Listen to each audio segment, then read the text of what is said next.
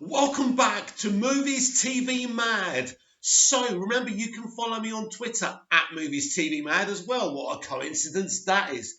So, is Zack Snyder's Darkside being spoken about over at HBO Max about being a limited series? Scarlett Johansson clarifies if the Black Widow movie is an origin story, and it looks like Morbius could be part of the MCU. How awesome is that? So let's start with the possibility of a Darkside limited series over at HBO Max. This would be Zack Snyder's Darkside as well. Sounds improbable, sounds impossible, but this is why I always tell you guys, never discount anything in Hollywood.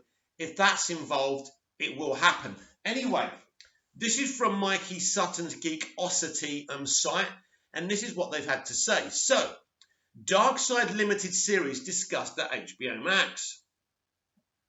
Written by Edwin Francisco and Mikey Sutton, editor-in-chief, owner.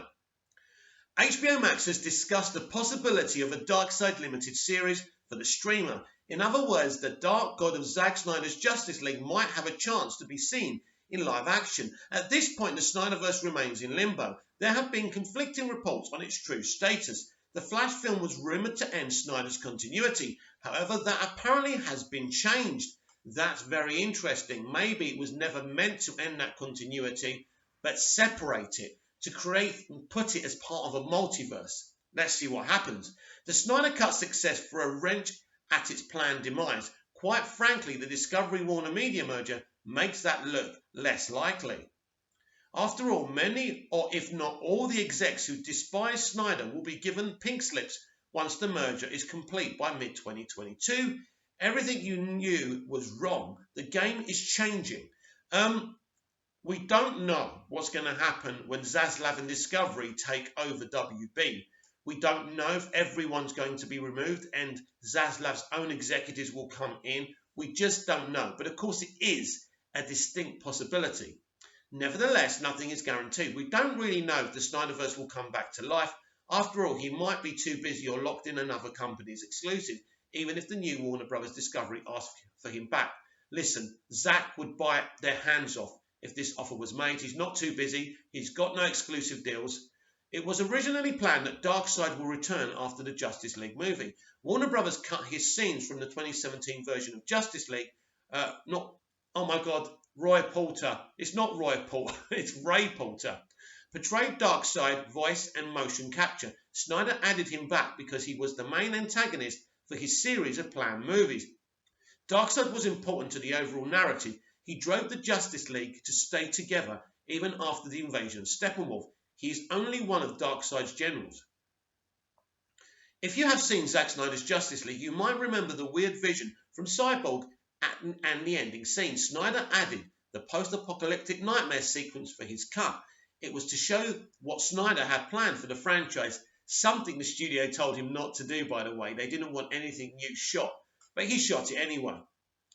In the end, Darkseid returned to Earth, killed Wonder Woman and turned Superman into a villain. Furthermore, he transformed our planet into a wasteland. The odds that the Snyderverse have increased. The involvement of Darkseid returning in the Snyderverse to continue his quest for the anti-life equation was up in the air. It may not be much longer. Our sources say that HBO Max has talked about a limited series starring Darkseid himself. This is planned to be a kind of origin story. There is no definite answer as to what part of his life is involved in the series. Nevertheless, an insider has revealed to us that it takes place before the events of the Justice League movie. That's interesting. Despite this, there's no confirmation that Snyder will be asked to return for it. HBO Max is simply looking at an opportunity for a villain show. They're looking at the popularity and acclaim Disney Plus has had with their own bad guy showcase, Loki. Warner Brothers is reactionary. That's old news. Shall I tell you something? That everyone's reactionary, but, Loki's had one episode. They're not suddenly going to decide to do this because of that. But everyone's reactionary in this business. We saw Jaws, so they had Alligator and a movie about spiders. All studios are reactionaries. Anyway, if Darkseid happens, it will have no connection to the now cancelled New Gods film from Ava DuVernay. Whew. Created by the King writer-artist Jack King Kirby, greatest Darkseid. Kirby was the architect of the Marvel Universe with writer Stan Lee, the man Lee Kirby originally conceived for Darkseid for his fourth world. Epic line of books. The comics included for this was Forever People, Mr. Miracle, and the New Gods. Darkseid first appeared in Superman's Power Jimmy Olsen number 134 in November 1970, but only as a cameo. Forever People number 1 in 1971 delivered his full intro. Note that Darkseid was really built up as the main antagonist in the New Gods. Think of the Forever People as the Eternals of DC Comics, since they pretty much have the same concept and creator too. As I mentioned in previous article, the Eternals main storyline is basically New Gods, but it's the Marvel version. Sadly, Kirby never finished his fourth world epic. DC killed the titles. Kirby then left DC Comics. He didn't like that DC forced their other characters into his own work. He was also put into projects he didn't care for. Nevertheless, after Kirby's departure, DC still got the characters and continued on. Afterward, they made Darkseid one of its most memorable villains. The origin. Darkseid himself is a new god, an immortal being from the twin planets of New Genesis and Apocalypse. Because of this, he exists outside the normal time and space. He also has enhanced intellect, immortality, and superhuman strength. Prince Euxus was his original name. He is the son of King Yuga Khan and Hegra. Euxus was next in line to the throne of Apocalypse. He had a brother named Drax. The brothers wanted to have control over the planet, but when Drax tried to claim the fabled Omega Force, Euxus murdered him. Euxus took the Omega Force, and this gave him power called the Omega Effect. This also turned his skin into stone. From then on, Euxus called himself Darkseid. The Omega Effect gave him powers like the Omega Beams, in which he can shoot beams of light from his eyes that can disintegrate matter. He has cosmic awareness, which lets him perceive others in different dimensions. In addition, he can also fly. Darkseid also has the power to manipulate time surrounding him. He can also travel through space and time. He can absorb the power of the old gods to regain strength and alter size at will. There was a point in Darkseid's life that he fell in love with another Apocalyptian named Sully. He had a son with her named Kalibak. He is one of Darkseid's elite warriors. Darkseid's own mother, Hegra, had ordered to poison Sully, for she believed that Sully was corrupting Darkseid. Sully's death was hard on Darkseid. He knew that his own mother ordered the death of his loved one. His hatred grew when he was forced to marry a woman named Tigra. He did have a son with Tigra named Orion. There was a point that Darkseid has had enough of his mother. He ordered to poison her. This made him the supreme monarch of Apocalypse. Darkseid wants to have control over the entire universe. He has tried and fought hard for it. He believed that the mysterious anti-life equation will give him full control over the universe. The anti-life equation is believed to be a mathematical equation that is supposed to have power to control over sentient beings. This was never clear in the entire DC history, but is part of Kirby's original creation. One common thing about the equation is proof of the futility of living. The devil Darkseid targets the Earth because he believes that the humans subconsciously possess fragments of the anti-life equation. What makes Darkseid? Darkseid has a rich history within the DC universe. It is interesting what they plan to do with the planned series. Will they follow the original story of Kirby? It would be fascinating to see him start from a prince before he changed into Darkseid, and how he discovered the anti-life equation. I do wonder if HBO Max will answer the important questions. What motivated him to be who he is? Is it family, his desire for power, his upbringing? What would have caused him to turn into this evil god with the desire to have control over all living creatures? I don't want a typical villain. I want to see the reason behind the character. Just like Marvel's Cinematic Universe's Thanos, we understand him because he cares about life. His solution is that life can only survive with the sacrifice of half of the population of the universe. He believes that this is the only way to make sure that life survives and won't drive itself to extinction, which happened to his own race. By the way, the best villain origin story is Lex Luthor on Smallville, but we always have to divert back to the MCU, don't we? Consequently, Consequently, we understand his motivation. HBO Max can't make Darkseid a hero because he's not. I don't even expect a happy ending, but I want to understand his character. I'm curious how HBO plans to approach Darkseid's origin story. Should this be greenlit? Very, very interesting. A great article. The stuff he was telling us there about Darkseid, I had no clue about. I don't know about you guys and girls and everybody else. What is your thoughts on this? Would you like to see a Darkseid original limited TV series? Absolutely. I don't think Snyder's got a hope in hell of doing this. It would be amazing if he did. I mean, his directing style, his visuals would be amazing, but I don't see it. I'm so happy that Ava DuVernay is not involved in this.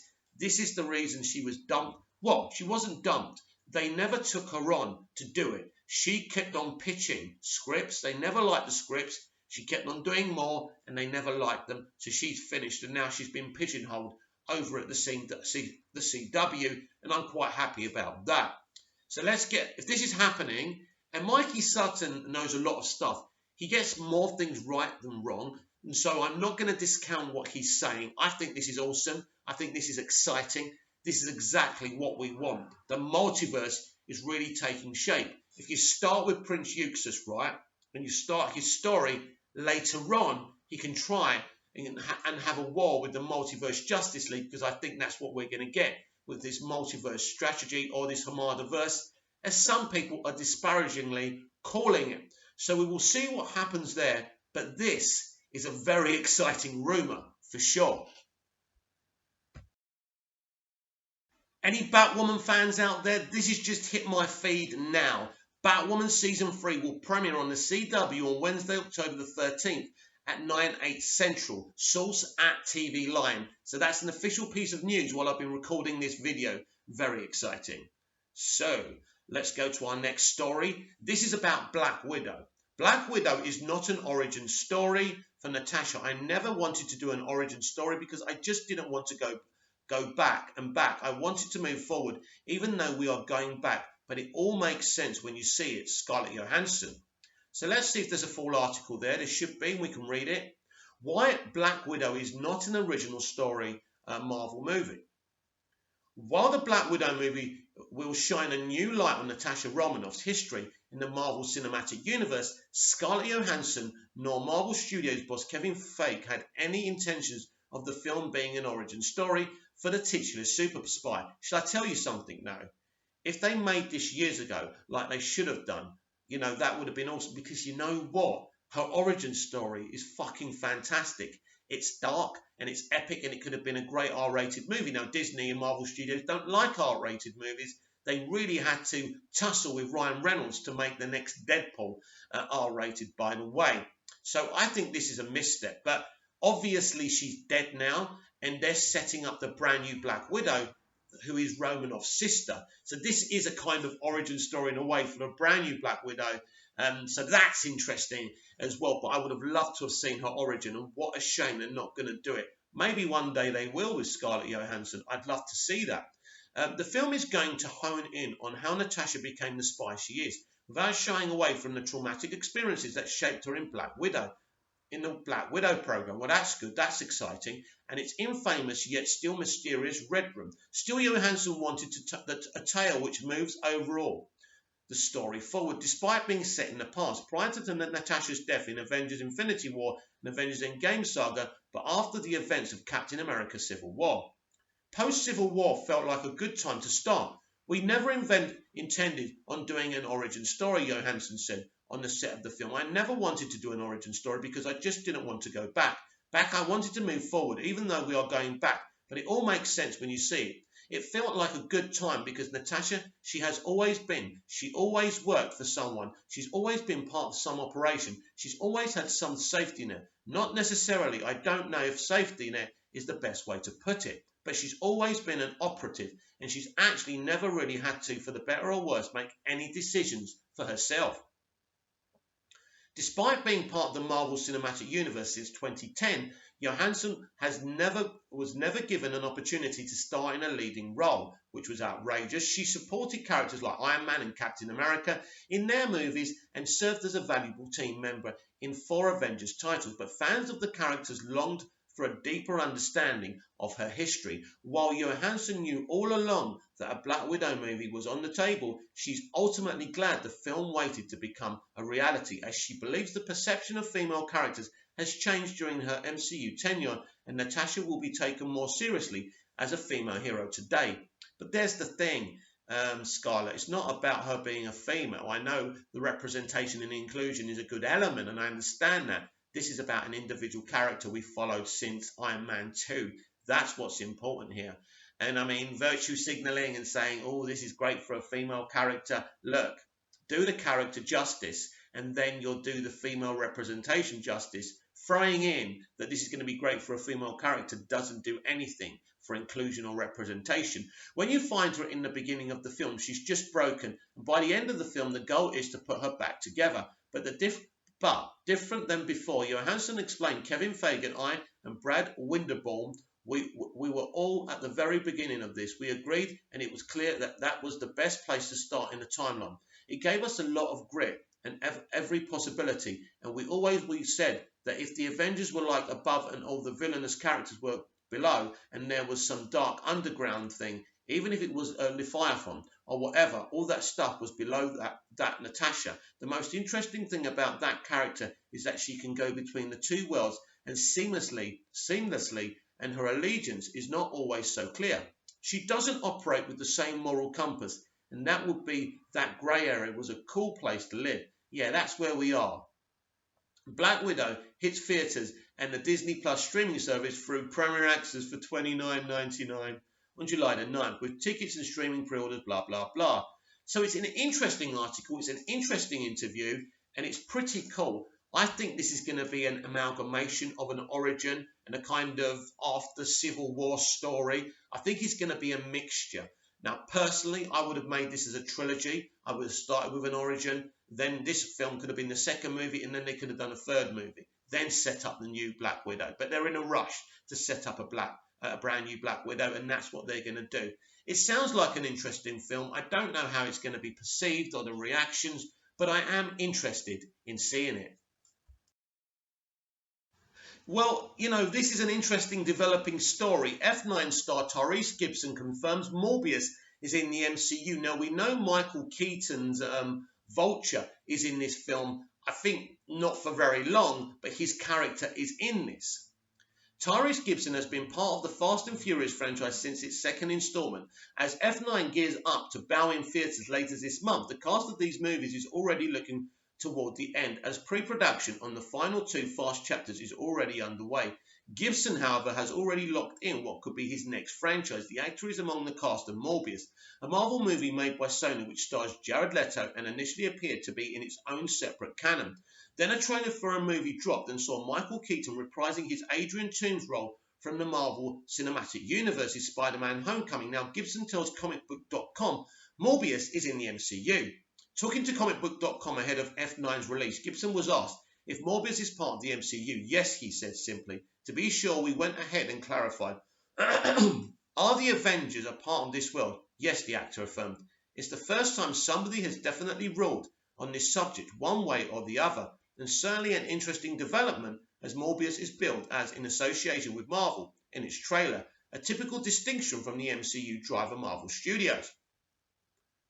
Morbius is a long-time Spider-Man villain, but a character who interacts with many other Marvel characters in the comics and animated shows. One of those characters in Blade, a Daywalker soon to be brought to life by Mahershala Ali for the MCU's Blade movie. Rumours and speculation have long swirled about whether or not Leto's Morbius will be part of the MCU, much like Tom Hardy's Venom. Until now, the most concrete evidence was the connection of Keaton being in the Sony film, but there is also a photo of Spider-Man, one which is in line with the Sam Raimi trilogy, but as it appeared in the Spider-Man game for PS4, labelled Murderer in the same trailer. Well, doing this movie opposite Jared Leto, man, was nerve-wracking, exciting and inspiring. Gibson said of Morbius, he's really interesting, this guy to work with. Yeah, as we've heard, director Daniel Espinosa kept me nervous the whole time as well. He's a real alpha, very aggressive filmmaker. He's very honest, so he'll tell you sometimes things you don't want to hear about how to step your game up. as an actor, and he did it to everybody. He pulled some great performances out of everybody. I don't know, man. I think a lot of people are going to be shocked. They just pushed the movie to October because they want to take advantage of that Halloween energy. It's going to be a long year, man, of a lot of magic happening out there. Wow. Earlier this year, Morbius was pushed to October. It was then delayed again and will now release in January of 2022. Are you looking forward to Morbius? Yes, even more now. So let's unpackage this, right? So when Marvel Studios and Sony fell out about the rights for Spider-Man, I think they went back and spoke, and they decided there would be MCU cameos, and because this Marvel universe that Sony are building is obviously has some kind of connection to the MCU, but I think they're going to have sides of it. And I've made this prediction already that Tobey Maguire's and Andy Garfield's Spider-Man will be part of the Sony Marvel universe, and Tom Holland will remain at the MCU, but both universes will be conglomerated together with a few crossovers, but they won't overly be connected. What we've heard here from Tyrese Gibson is very, very exciting. Now, I'm not shocked what he said about Jared Leto. He's an intense actor. We know what happened on the set of Suicide Squad as well. And this director sounds like a right character as well. I'm surprised directors like that still exist. Aggressive, alpha, but it sounds amazing and I can't wait to see it. Anyway, what do you think of the possibility of a Darkseid origin story? Is this an HBO Max show, or is this going to be part of, Todd Phillips' Black Label? That sounds like the next film they could be doing. Who knows? Very, very exciting. Could be on HBO Max, might not be on HBO Max. I don't think it's anything to do with Zack Snyder. Very interesting developments with Scarlett Johansson saying that the Black Widow movie is not an origin story, but I think there will be elements of that origin there, as she said, with the Red Room and all of that. And finally, Tyrese Gibson finally confirms that Morbius is part of the MCU. The Marvel Cinematic Universe, with this Sony development of their own Marvel Universe, makes it even huger and makes things even more exciting. Anyway, comment down below. Like, share and subscribe. Don't forget I'm Movies TV Mad now here on YouTube and on Twitter and all of my socials. So be sure to follow me as well. I'll be back tomorrow morning with the Movies TV Mad Daily Live. I will see you then with all your developing stories, all your entertainment updates. Until then, goodbye.